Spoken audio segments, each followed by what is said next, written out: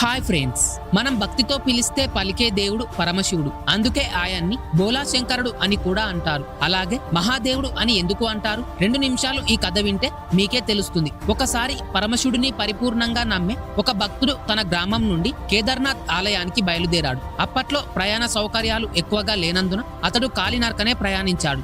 దారిలో ఎవరు కలిస్తే వారిని కేదార్నాథ్ మార్గం అడిగేవాడు. మనస్సులో ఎప్పుడు శివుణ్ణి ధ్యానిస్తూ ఉండేవాడు. అలా నడుస్తూ నెలలు గడిచిపోయాయి. చివరికి ఒక రోజు అతను కేదార్నాథ్ ఆలయాన్ని చేరుకున్నాడు. కేదార్నాథ్ ఆలయం 6 నెలలు తెరచి 6 నెలలు మూసి ఉంచుతారు. అతను మందిరం ద్వారాలు మూసివేసే వేళ అక్కడికి చేరుకున్నాడు. ద్వారాలు మూస్తున్న పూజారితో నమస్కారం చేసి, నేను ఎంతో దూరం నుంచి కాలినడకన వచ్చాను. నాపై దయతో ఒక్కసారి తలుపులు తీయండి, ఈశ్వరుణ్ణి దర్శించుకొని వస్తాను అని అన్నాడు. అప్పుడు పూజారి, ఇక్కడ నియమం ప్రకారం ఒక్కసారి తలుపులు మూస్తే ఇక మూసినట్లే, నియమమే మరి అని అన్నాడు. అప్పుడు అతను చాలా ఏడుస్తూ మాటిమాటికి శివుణ్ణే స్మరిస్తూ, ప్రభు ఒక్కసారి దర్శనం ఇవ్వవా అంటూ అందరినీ ఎంతగానో ప్రార్థించాడు. అయినా ఆ పూజారులు ఎవ్వరూ వినలేదు. ఒక పూజారి ఇలా అన్నాడు, నువ్వు మళ్ళీ 6 నెలల తర్వాత రావాలి. 6 నెలల తర్వాతనే ఈ ఆలయ ద్వారాలు తెరిచేది అని. 6 నెలల పాటు ఆలయాన్ని మంచు కప్పేస్తుంది అని అక్కడ నుండి అందరూ వెళ్లిపోయారు. కానీ అతడు అక్కడే ఏడుస్తూ ఉండిపోయాడు. నలుదిక్కుల చీకట్లు కమ్మేశాయి.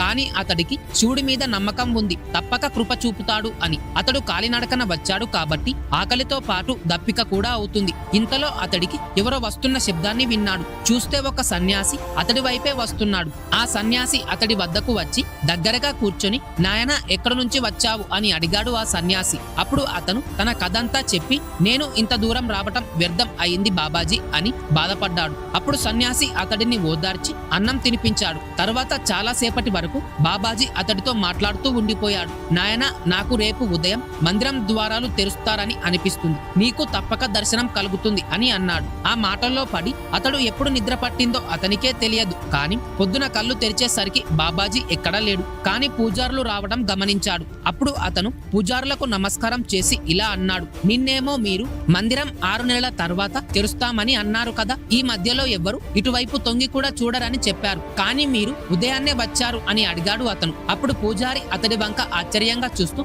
గుర్తుపట్టి ఇలా అడిగాడు, నువ్వు మందిర ద్వారాలు మూసివేసే వేళ వచ్చిన వాడవే కదా, నన్ను కలిసావు కదా, మళ్ళీ 6 నెలల తర్వాత తిరిగి వచ్చావా అని అడిగాడు పూజారి. అప్పుడు అతను, లేదు, నేను ఎక్కడికి వెళ్ళలేదు, నిన్ననే కదా మిమ్మల్ని కలిసింది, రాత్రి నేను ఇక్కడే పడుకున్నాను, నేను ఎక్కడికి వెళ్ళలేదు అని అన్నాడు అతను. అప్పుడు పూజారి ఆశ్చర్యానికి అంతే లేదు. అప్పుడు ఇలా అన్నాడు, మేము 6 నెలల ముందు ఆలయాన్ని మూసి వెళ్లిపోయాక మళ్ళీ ఇదే రావటం, నువ్వు 6 నెలల పాటు ఇక్కడ ఎలా జీవించి ఉండగలిగావు అని పూజారి అతడి బృందం అంతా ఆశ్చర్యపోయారు. అప్పుడు పెద్ద పూజారి గారు, మేము వెళ్లిపోయిన తర్వాత ఇక్కడ ఏం జరిగింది వివరంగా చెప్పు అని అన్నాడు. అప్పుడు అతను ఇలా చెప్పాడు, ఒక సన్యాసి వచ్చాడు, పొడుగ్గా ఉన్నాడు, పెద్ద గడ్డం, జడలతో, ఒక చేతిలో త్రిశూలం, మరొక చేతిలో డమరుకం పట్టుకొని మృగచర్మం కప్పుకొని ఉన్నాడు అని చెప్పాడు అతను. అప్పుడు పూజారులందరూ అతడి కాళ్ళపై పడిపోయి ఇలా అన్నారు, మేము జీవితమంతా వేచి చూసాం, కానీ ఈశ్వరుని దర్శనం కలగలేదు. నిజమైన భక్తుడివి నీవే, సాక్షాత్తు భగవంతుడినే, ఆ శివుడినే దర్శనం చేసుకున్నావు. ఆ పరమశివుడు తన యోగా శక్తితో నీకు